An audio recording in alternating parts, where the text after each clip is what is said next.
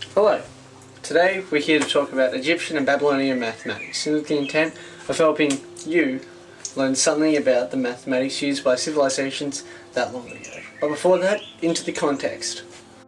The city of Babylon originated around 2300 BCE. It was a small administrative centre until the rule of Hammurabi around 1700 BCE, who improved the infrastructure of the ancient city. From this point onwards, Babylon became a place of learning, even following the fall of Hammurabi's empire around 1500 BCE.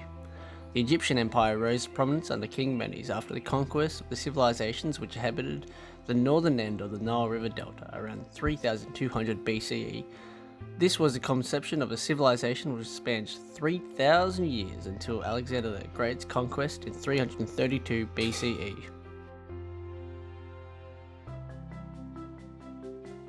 The Egyptian math system was built upon base 10.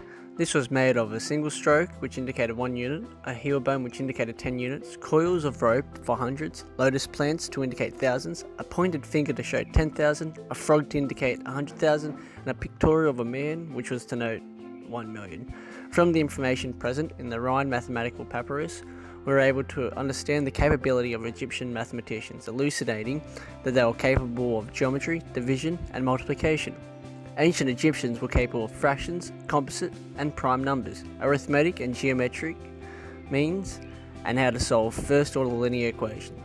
The Berlin papyrus proved that they were capable of solving quadratic equations too.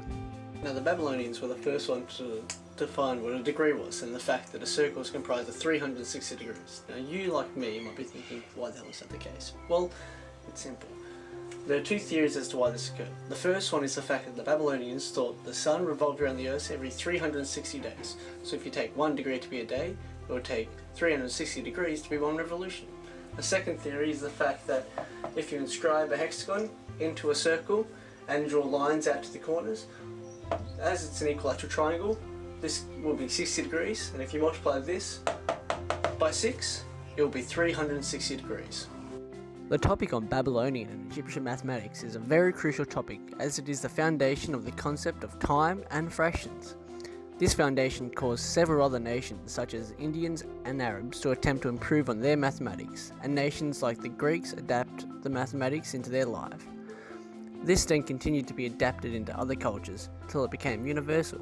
To this day, improvements and adaptations are integrated into today's society. This is evident through the use of our clocks, calendars, and the use of 360 degrees, the Arabic fractions that were adapted from the Babylonian fractions too.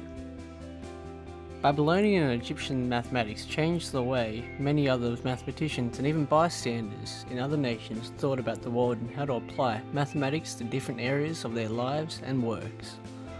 The Egyptian base 10 is used in all area maths, while remnants from the Babylonians' base 60 can be found in our units of time, and 360 degrees is still used to represent a circle. Hipparchus, a famous Greek astronomer, used influences from Babylonian and Egyptian math to determine how far the sun and moon are from the earth. He also contributed to the development of trigonometry. Babylonians divided the day into 24 hours, each hour having 60 minutes, each minute having 60 seconds, as per their base 60. This method of counting of time has survived into the present day, over 4,000 years. The only difference is that the Babylonians believed that the sun revolved around the earth, which is later on proven wrong.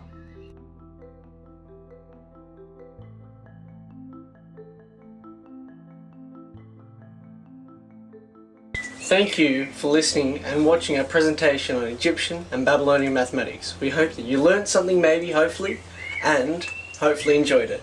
Have a nice day.